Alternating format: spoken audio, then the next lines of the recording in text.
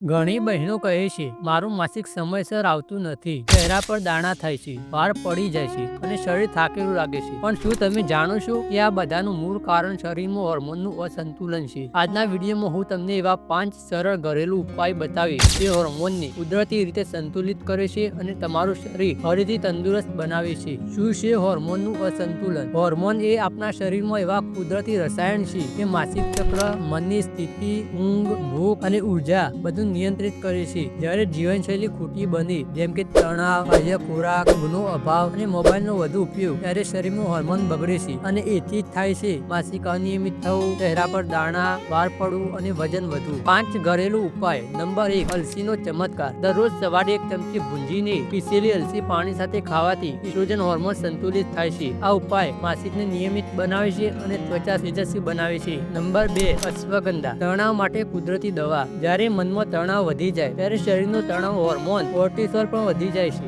અશ્વગંધા ચા અથવા પાવડર સ્વરૂપે રોજ સાંજે લો. તે મનને શાંત રાખે છે અને હોર્મોનને સંતુલિત રાખે છે. નંબર 3, ઘી અને દૂધ. શરીર માટે પોષક ખોરાક. ઘણા લોકો ચરબી ખાવાથી ડરે છે, પણ હોર્મોન બનાવવા માટે કુદરતી ચરબી જરૂરી છે. દરરોજ સવારે 1 ચમચી ઘી અને રાત્રે હળદરવાળું દૂધ ખૂબ ફાયદાકારક છે. નંબર 4, સૂર્ય નમસ્કાર અને પ્રાણાયામ. દૈનિક માત્ર 10 મિનિટ યોગ અને પ્રાણાયામ કરવાથી શરીરના ગ્રંથિઓ સક્રિય થાય છે અને હોર્મોન સંતુલિત રહે છે. સવારે 12 વાર સૂર્ય નમસ્કાર કરવું ખૂબ જ ઉત્તમ છે. નંબર 4, હોર્મોન સંતુલિત કરતું સવારનું પીણું. 1 ગ્લાસ ગરમ પાણીમાં અડધો લીંબુનો રસ, 1 ચમચી મધ અને 1 ચમચી હળદર મિક્સ કરી ખાલી પેટે પીવું. આ શરીરમાંથી ઝેર જેવા તત્વો દૂર કરે છે અને હોર્મોનને સ્થિર રાખે છે. જીવનશૈલીમાં ફેરફાર. હોર્મોન હેલ્થ માટે સૌથી મહત્વનું છે દરરોજ સમયસર ઊંઘ, શુદ્ધ ખોરાક, પૂરતું પાણી પીવું અને મનને તણાવમુક્ત રાખવું. જ્યારે મન શાંત રહેશે ત્યારે શરીર પોતે સંતુલિત રહેશે. જો તમને પણ માસિક અનિયમિતતા, ચહેરા પર દાણા કે વજનની સમસ્યા હોય તો આ ઘરેલું ઉપાય આજથી જ શરૂ કરો. જો વિડીયો ઉપયોગી લાગ્યો હોય તો લાઈક કરો, શેર કરો અને કોમેન્ટમાં તમારા અનુભવ જરૂરથી લખજો. આગળના વિડીયોમાં આપણે પીસીઓડી માટેના ઘરેલું ઉપાય વિશે વિગતે જાણીશું.